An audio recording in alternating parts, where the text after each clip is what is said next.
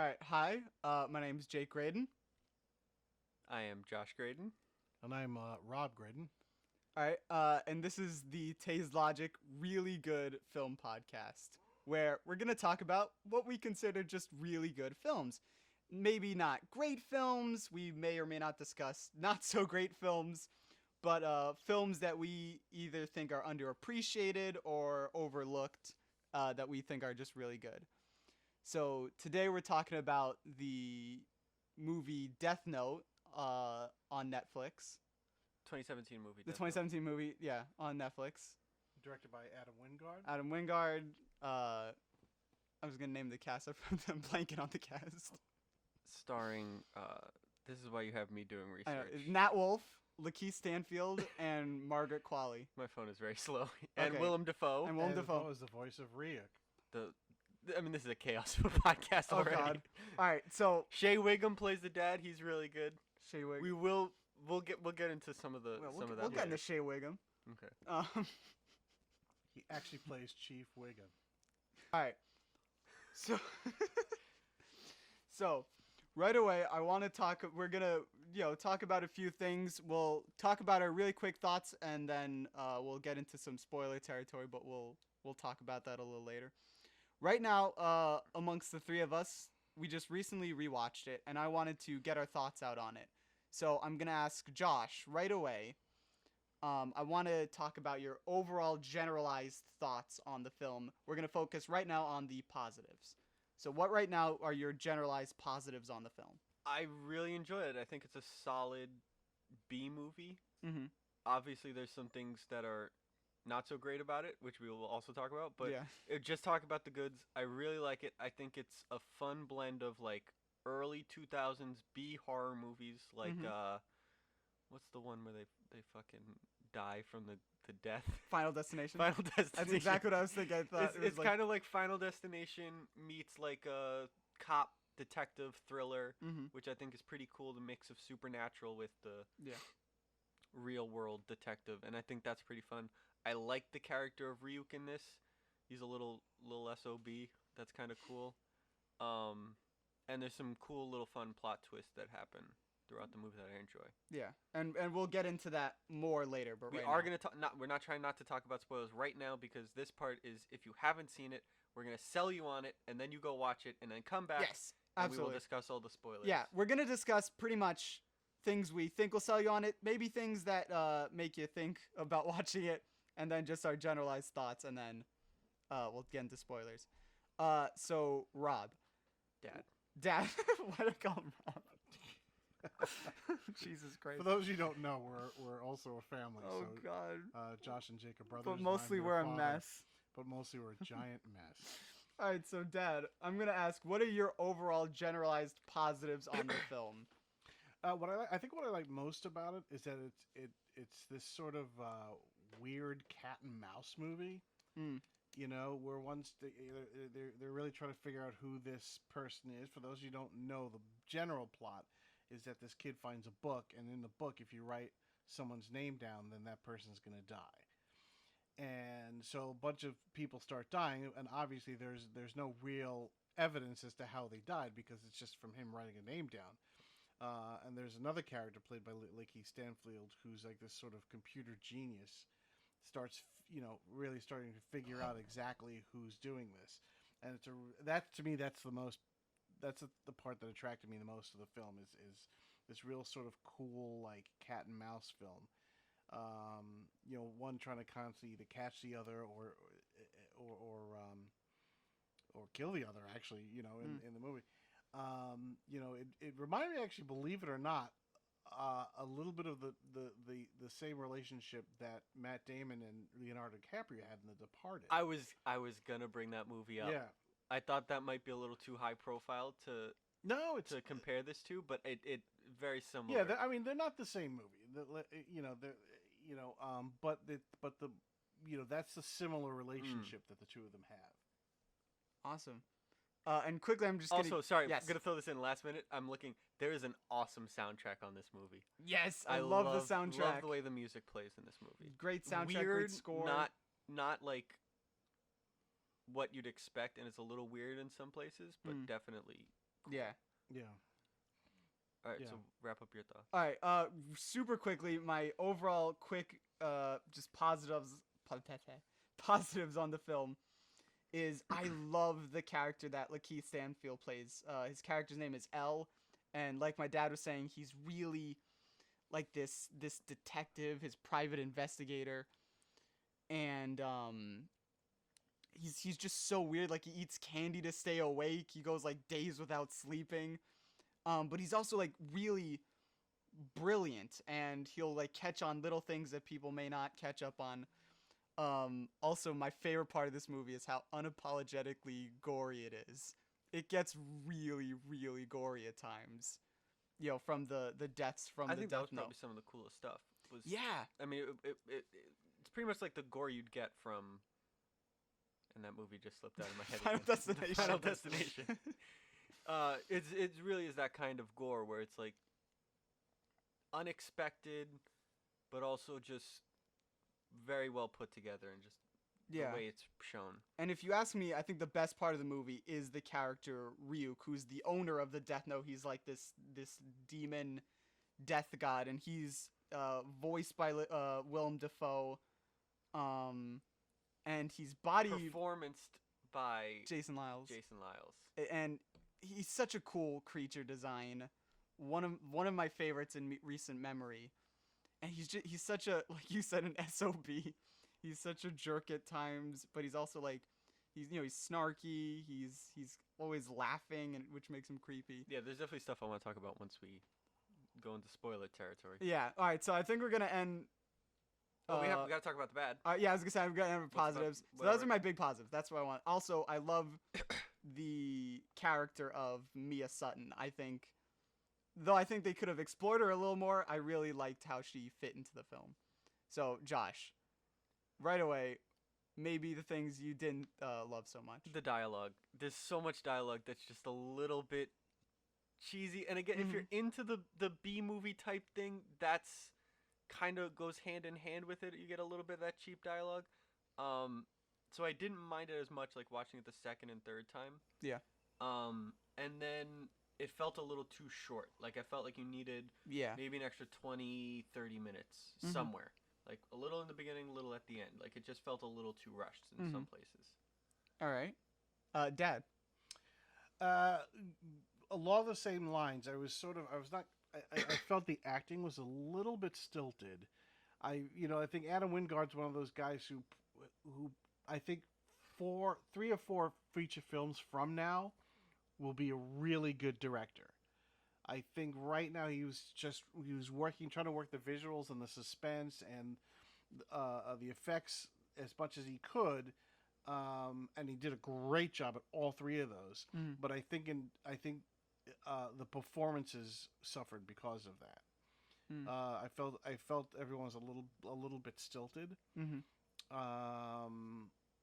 Sometimes and there's some scenes that were some really terrific performances, but other times I felt that you could see that he was just sort of hurrying to get to the next scene or get to the next shot or get to the next this, and so he didn't really maybe say to the cast, oh, let's try one more take of this, or let's try a different read of this. He just kept going, and so for me sometimes a lot of it became a little bit stilted. So, not to be a broken record, I feel like those are a lot of my same issues that I had. I like Josh said, I wanted it to be a little longer. Like, if it was maybe 20 minutes longer and just let things breathe a little bit more, I think a lot of my problems would have been solved. I would have wanted to see a bigger emphasis on the relationship between the 2 main characters, Light and Mia. I felt like at times it felt a little forced, and then it kept, I think, rushing it until the end of the movie. I wish we got a little more time with them. And like you guys said, just a little of the dialogue felt just a little weird. I won't use the terms bad or good, whatever. It felt a little odd to me at times. You looked like you had something to say, Josh. Oh, no, just you were talking about his next 3 and 4 movies. His next 3 and 4 movies are going to be Godzilla vs. King Kong, Oh my god. the American remake of I Saw the Devil, and Event Horizon. So those 3 already sound pretty cool. Did you remake of Event Horizon? Yeah. Oh, okay. Holy crap! I think by the time he reaches that movie, he's gonna have a nice balance of understanding actors and he already has the horror down. So I think by the time he gets to that, I think that's gonna be a pretty awesome film. Yeah. I think from a visual standpoint, though, I think he nailed this film. I love the look of the film. Yeah. I love the style of the film. Also, the costumes. Like, he made this movie at the only time in human history where it was just as Nat Wolff, Lakeith Stanfield, Margaret Qualley, and Willem Dafoe were all hitting that peak. Yeah. This was like I don't think he could have possibly gotten all 4 of those actors. No, if it was a year later. He could not have gotten them. Yeah. And I just felt like it was such a solid maybe cast. Still Matt Wolf, but maybe a little bit still Nat Wolff. Oh, yeah, but although if you're listening to this, Nat Wolff, we do love you. We love you. Come on our podcast.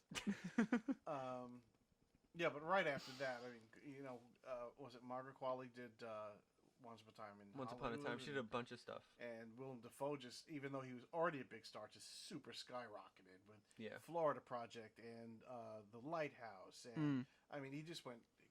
His career just took a whole different turn. Yeah. And Lakeith Stanfield, he is like on top of the world. He's in everything. He's in everything. He's in Uncut Gems. Knives Out. He's in Knives Out. I think he was already in Atlanta at this point. Yeah. Sorry to Bother You. Sorry to Bother You. I love. Which came out after. Yeah. BoJack Horseman. Yeah. Was he in BoJack Horseman? He was. I didn't see it. Yeah. Was he in the Paddington films? Yeah, he was Paddington. He was Paddington in the Paddington films. We just totally uncredited. He was in everything. Every single person in the crew will deny it, but that is the case. I thought you were gonna say everyone in the crew is Lakeith Stanfield. He did that entire film by himself. That's how much range he has. Yeah. Oh man. You should see him yelling at himself for not cleaning up the craft service table. Oh God. Haters will tell you that Hugh Grant was in that movie, but it wasn't. It wasn't Hugh Grant. It was Lakeith Stanfield. I actually had to look up who was in Paddington. You know what? Wouldn't it have been hilarious if he was actually in it? Oh God. Oh my. Okay, so. All right, so to finish up our non-spoilery thoughts. Go watch the movie. Solid B movie, great horror. Little bit of iffy acting, some odd pacing, but if you can get past that, I think it's a really enjoyable movie. Right, also a good. What out of 10? Soundtrack. 6.5 out of 10. I was thinking 6.5 because I was like 6 is like way too low, but I don't know if I would put it at a 7. I'm gonna give it a 7. I'll give it that half a star. Okay, because I'll give it 6.5. Okay, and I don't think that's a bad 6.5. No, not at all. Absolutely. We'll put like a bad indie film with no camera work and terrible audio at 1. At 1. And then, you already, we all know movies we could list. Yeah. We're not going to, since we know some people personally, but, and then 10, we would put, like, The Godfather. Like The Godfather. Oh, I was gonna say, I would just rate it in relation to itself. Yeah, no, of course. Like, if something was like a 6.5 out of 10, and this was 6.5 out of 10, doesn't necessarily mean they're the same. Okay, fair enough. I was just okay. Okay, so. Alright, so we're gonna get into spoiler territory.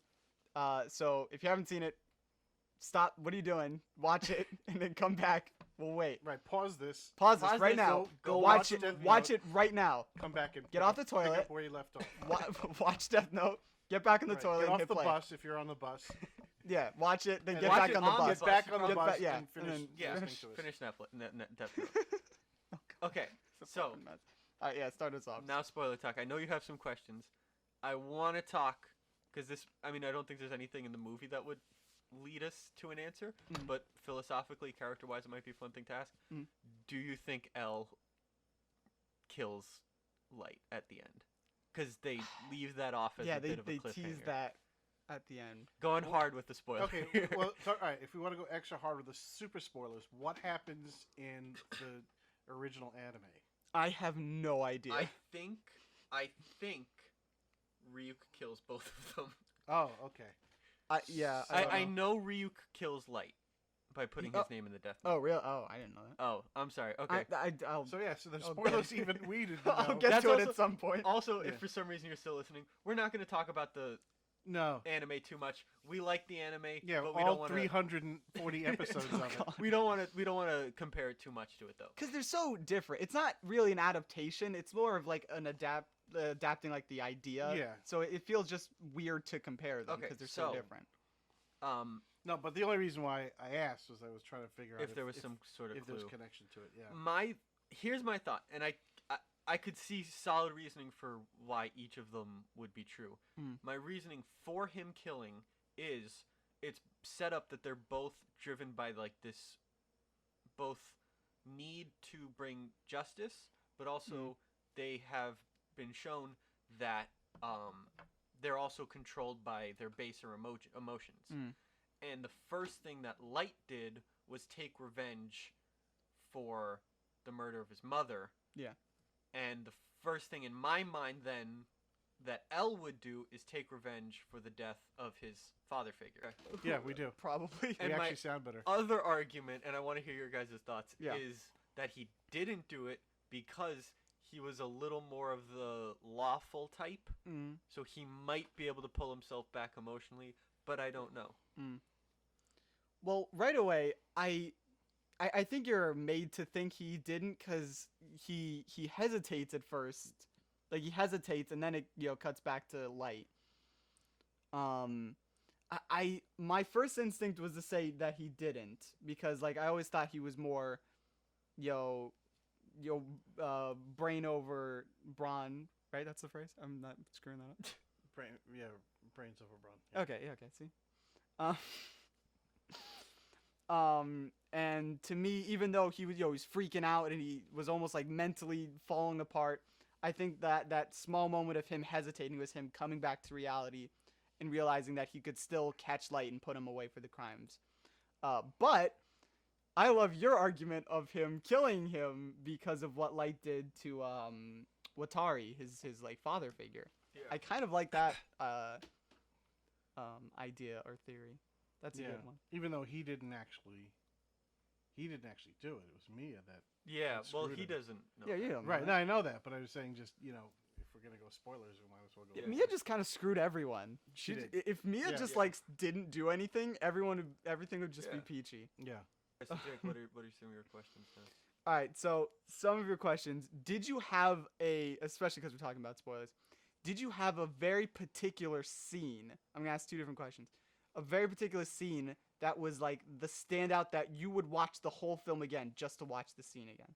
L's introduction is pretty cool, and the whole montage that leads up to that. Yeah.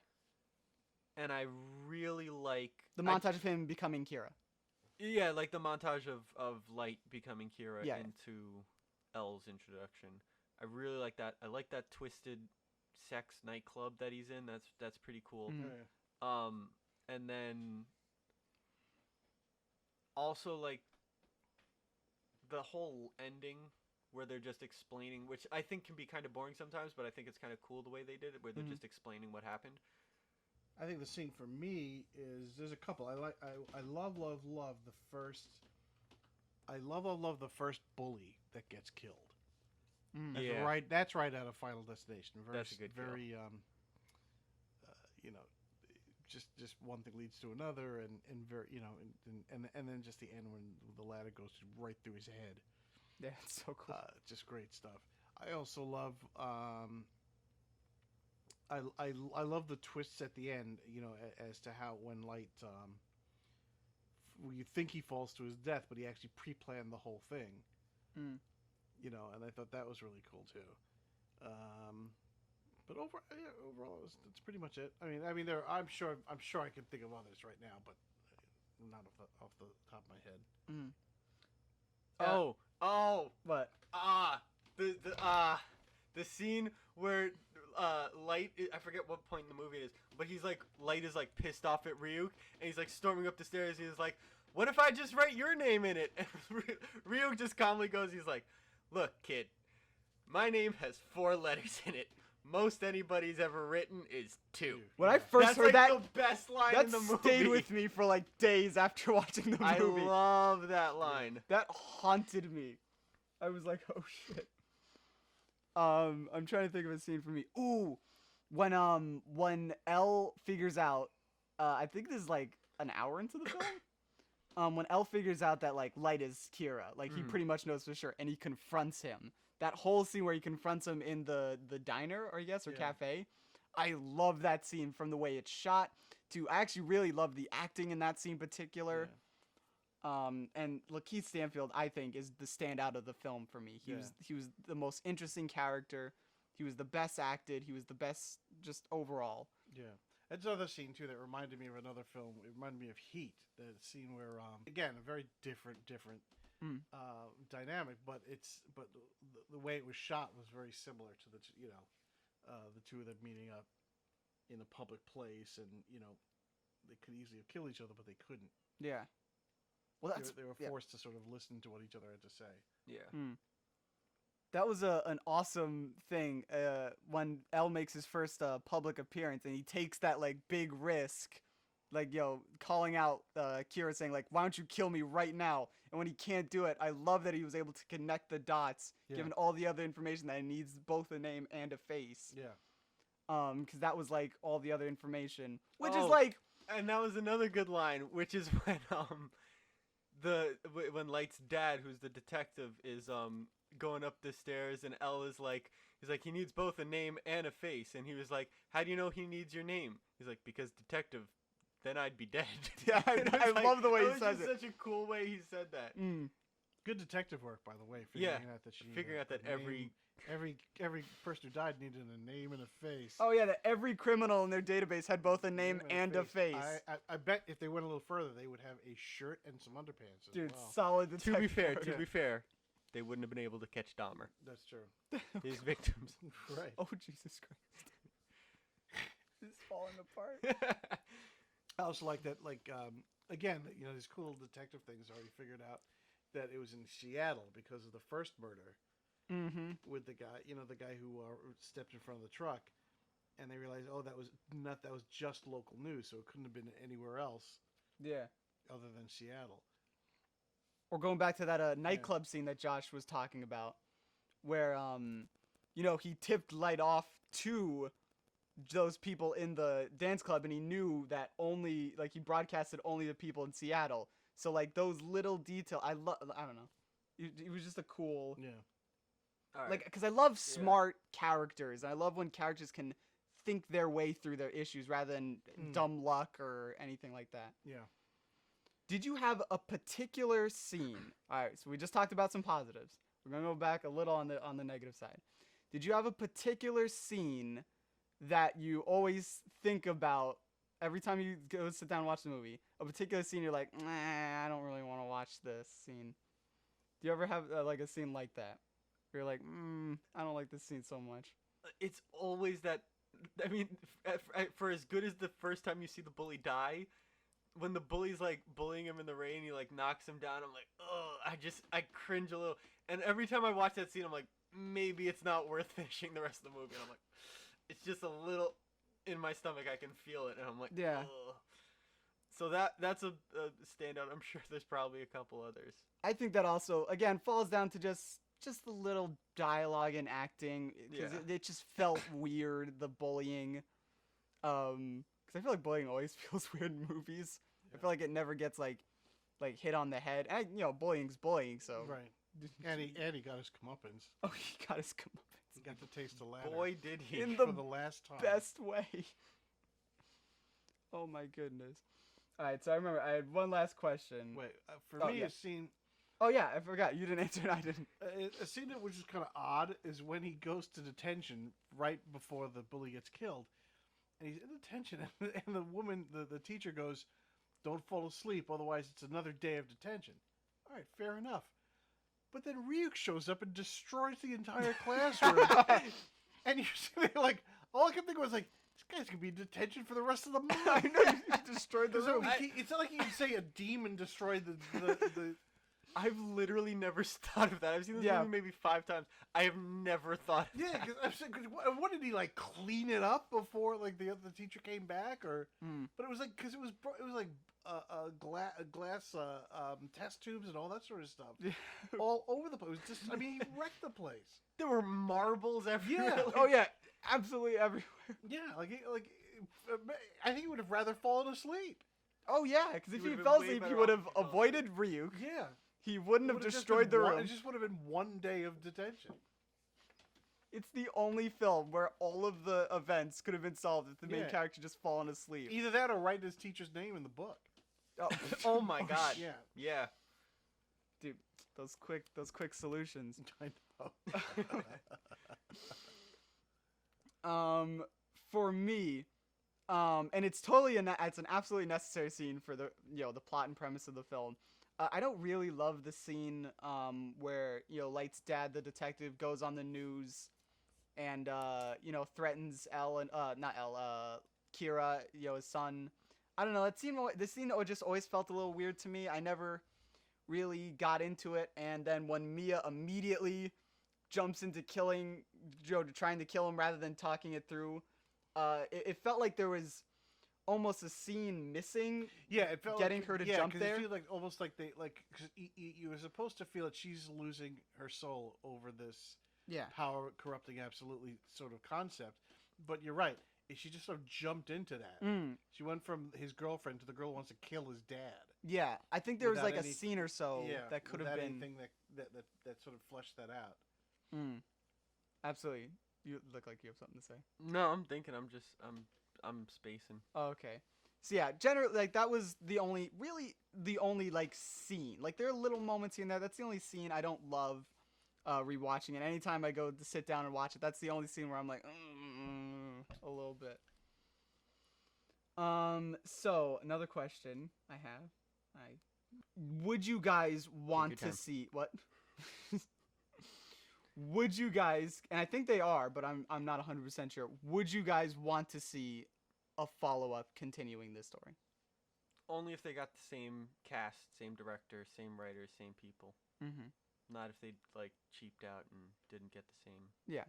All right. But like if they got the same group together, I'd be interested. Yeah. I'm more than fine just leaving it as is. Like, yeah. I think it stands fine enough. Yeah. I would say for me it would have to be for them to figure out a way to have a totally original approach to having to go back into this world. Rather than just somebody else finding the thing and then writing out death notes and things like that. It would have to be something where way more because it might even be because doesn't in the anime isn't like Light killed like halfway through and there's another kid who replaces him? I have literally I don't. I think something like that happens. I could be wrong. I know I watched it. I don't. Yeah, and anybody for any of you who have seen the anime, I know we're gonna get tons of hate down in the comments. you can write in the comment exactly what happens because I don't remember exactly what happens. But I think somebody replaces Light, and so maybe that could be it too. It replaces L. Replaces L. Sorry. It could be cool because, and again, I don't know if this was in the. I don't remember if this was in the anime, but they definitely strongly hint that there was like a whole class of people like L, trained to be the world's greatest detectives. And there are other demons other than Ryuk. Maybe get Batman in here with a demon. Yeah. But there are other demons as well, so explore that. Let's see more. Like in Hellraiser. First it was just Pinhead, and then it was like Chompy Face and all the other people who showed up later on. I love Chompy Face. He's my favorite. I thought you just made that name up. I've never seen Hellraiser. I don't know what his name is. I thought you just made that name up. His face is just all teeth, and I just thought that was the coolest thing. He's my favorite Cenobite.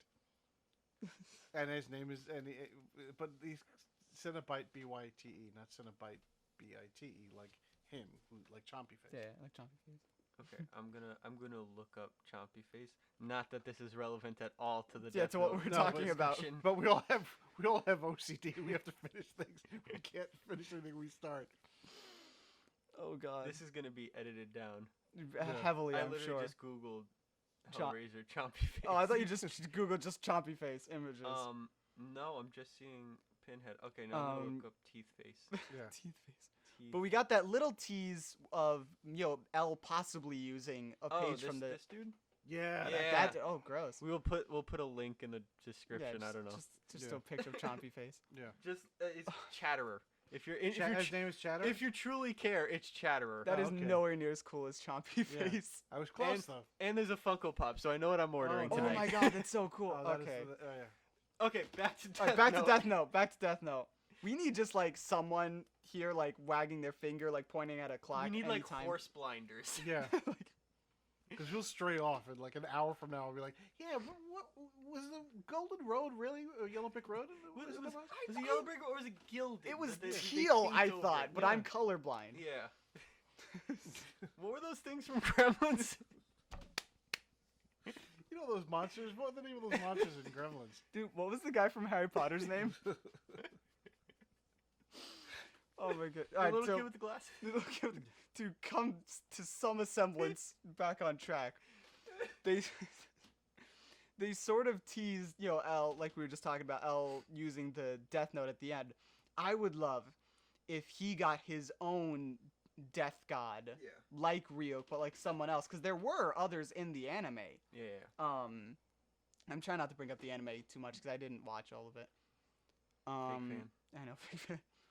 But I think that would be cool because then, they'd be given like sort of the same decisions, but like Elle could be like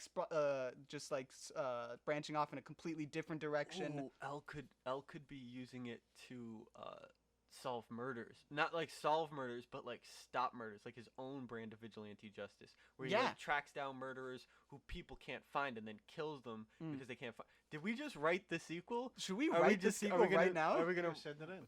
Yeah, we're gonna hand this into Netflix, so you guys won't hear this. We'll just send this right over to Netflix. Yeah, we'll just bleep all of this. Yeah. Or if you want to just write it down for us and put our names on it and send it. Brilliant. So you guys do the work. Yeah, you guys do the work, but put our names on it. Put our names please. on it because it's our ideas. Okay.